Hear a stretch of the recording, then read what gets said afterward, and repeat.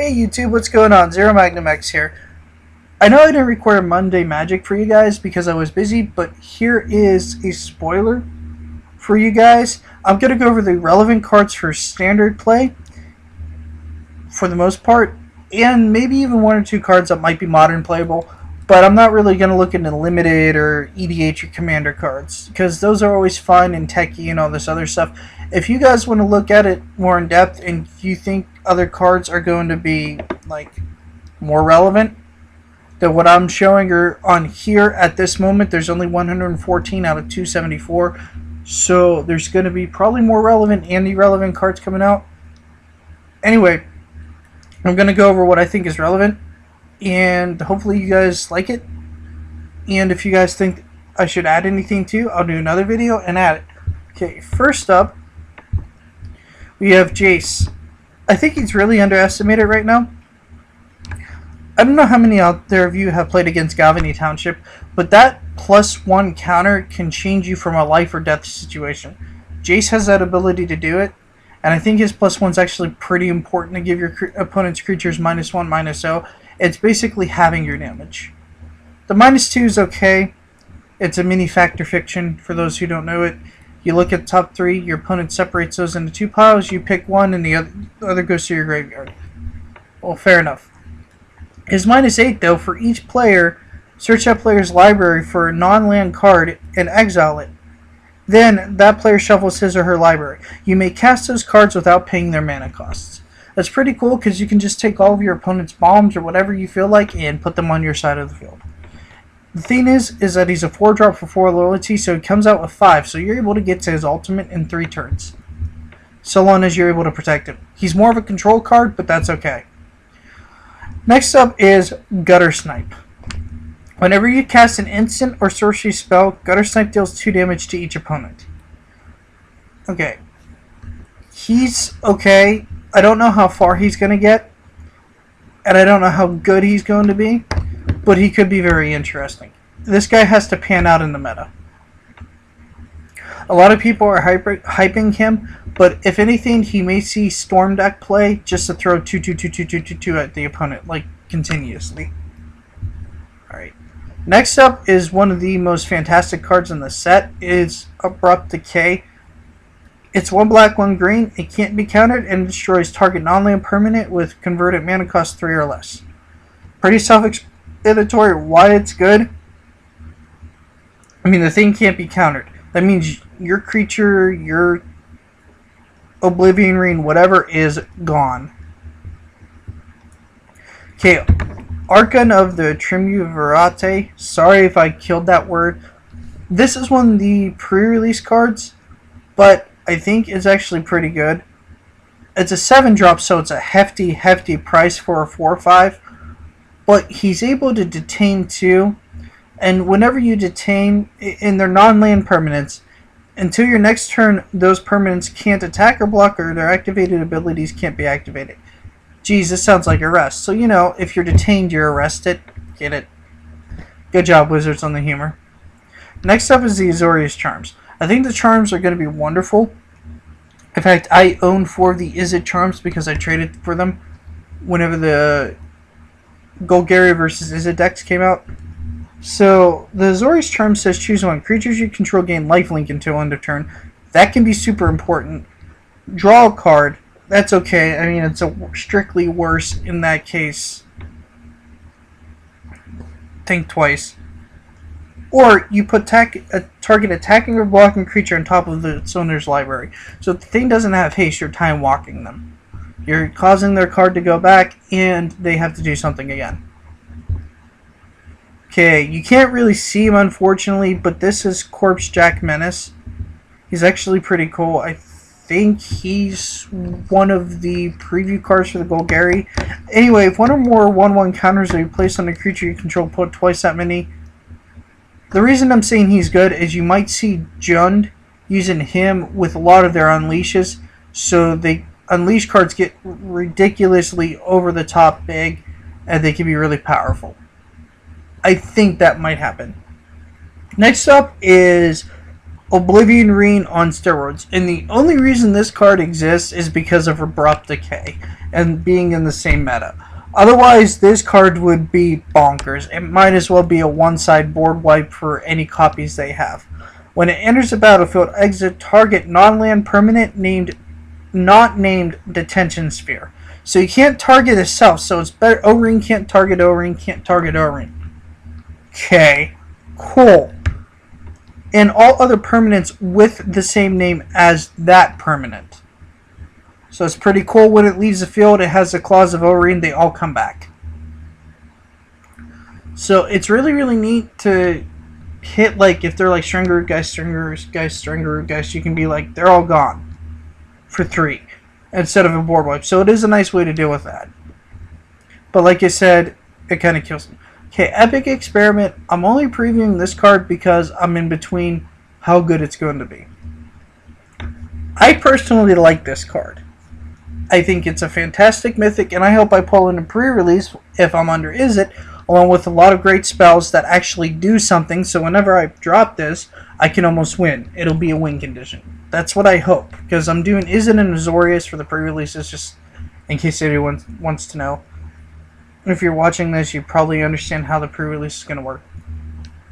It's basically Genesis Wave for spells or instants and sorceries. So I shouldn't have to explain that. You just cast them for free, and you exile top X cards. You cast all instant sorceries with converted mana cost X or less, and use them. So the more you pump into it, the more spells you dig into, and the more power you get behind it. So it's a late game card, but it could be really fun. It may see modern Storm deck play. I don't know. Dreadbore. Probably having troubles reading that. For 1 black, 1 red, destroy target creature or planeswalker. It's a sorcery. It's really relevant, and it's like an $8 to $10 card right now.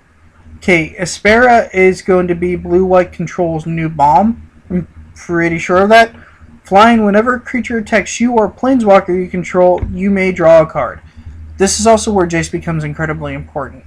If you didn't ultimate Jace by the time he hits, because they've been coming at Jace and you've been successfully dealing with it, now all of a sudden Jace has a bigger role in combination with Aspera's Supreme Judge.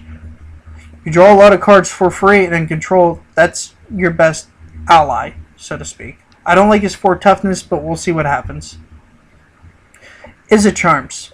1 blue, 1 red, choose 1. Counter target non-creature spell, unless control plays 2. Wish it would just be mana leak, but can't have everything, I suppose. Izzet Charm deals 2 damage to target creature, or draw 2 cards and then discard 2 cards. So it's eluded. So not bad. Luxodon Smiter is very good. It's a 3-drop 4/4. He's the reason I'm not going over Rakdos Return, because Rakdos Return to discard for 3 and burn for 3 has to pay 5. So it's actually a very balanced card, and everyone's overhyping it, because for that turn you're not going to wipe out their hand. It's going to be basically all your mana in that turn to burn them and get rid of their hand. And if this guy's in their hand and they've been holding it back because they anticipate return, you're in trouble.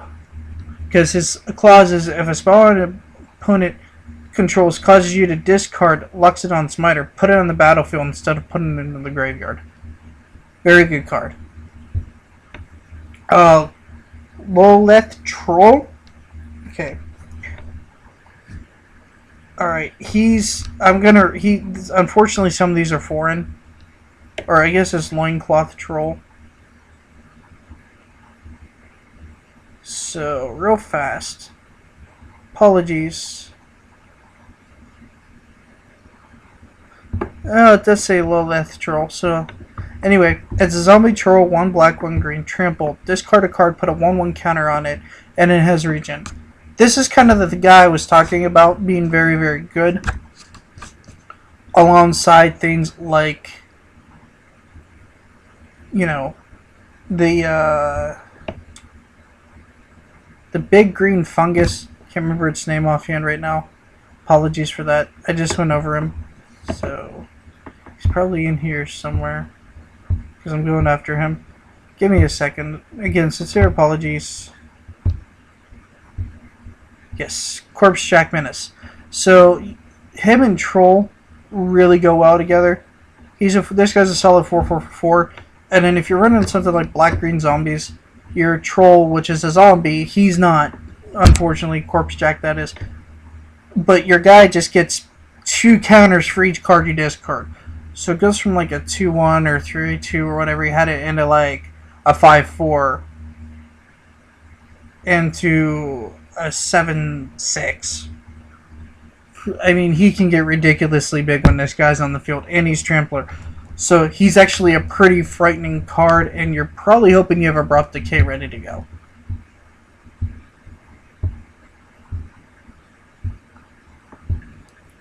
So he's more so kill on sight, this guy. Okay, next up we have the new Niv Mizzet. If in case anyone hasn't seen him, but he's probably one of the first ones anyone looking at this is looking for. Whenever he deals damage to a player, you may draw a card. So then for 1 blue, 1 red, you can just throw damage, and again, it's instant speed to target creature or player, so he can kill creatures, he can hit them for 1 point of damage, so like you can hit him for 3 damage, draw 3 cards. I mean, he's really versatile, and he's really cool. He's actually one of the few legendaries I'm pretty impressed with, aside from the Sphinx. Okay, next up is Supreme Verdict. It's basically Day of Judgment, but it can't be countered. It only has 1 blue, 1 white, and I mean, it's very splashable. It's 2 white, 1 blue, and 1 any, and that was generally the cost I was paying for Day of Judgment. So, it's fine, I think.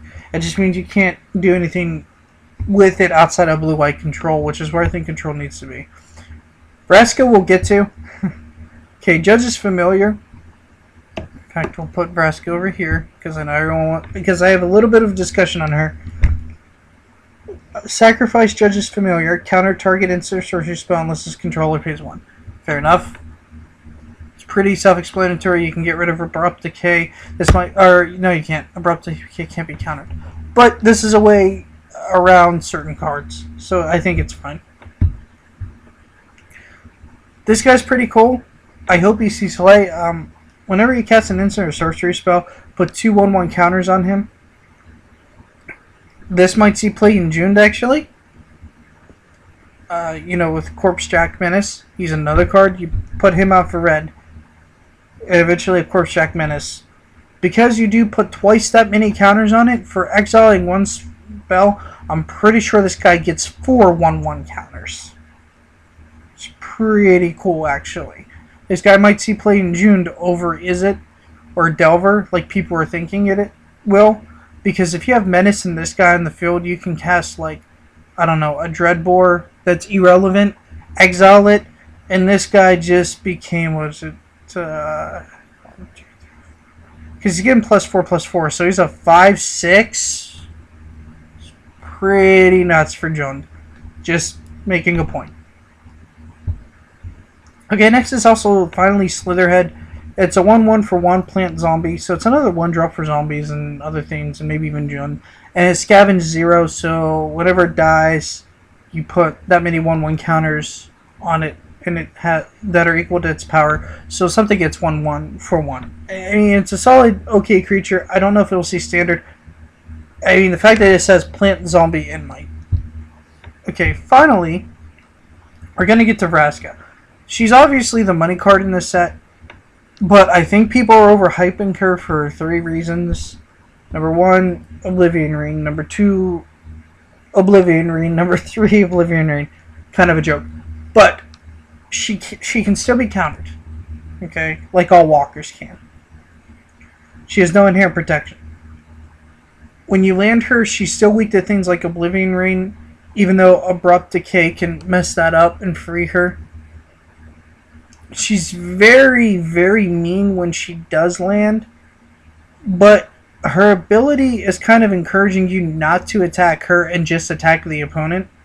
So sure, she goes instantly to 6 and then 7, and then you get your 3 1/1 Black Assassins, but if they know you're on some kind of Vraska deck, your opponent, and they're running any kind of black, they'll probably put in Cower of Fear, so your 1/1s die. because the assassin tokens are awesome, and she's cool how she blows up permanent or non-land permanents, but that might be your first move, and then all of a sudden she's a 5 for 2 and loses to things like gutter snipe or anything red. Basically, she's gone. Like, they kill your guy who could even have undying. I mean, she's good, don't get me wrong, but she's only a card that's going to dominate, and I mean dominate, at casual tables. She's going to be a good card otherwise for standard decks.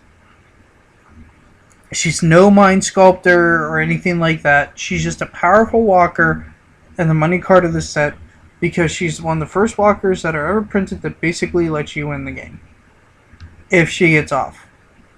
Okay, anyway, I hope you guys enjoyed these Ravnica spoilers, and ZeroMagnumX out. Peace, YouTube, and have a good one.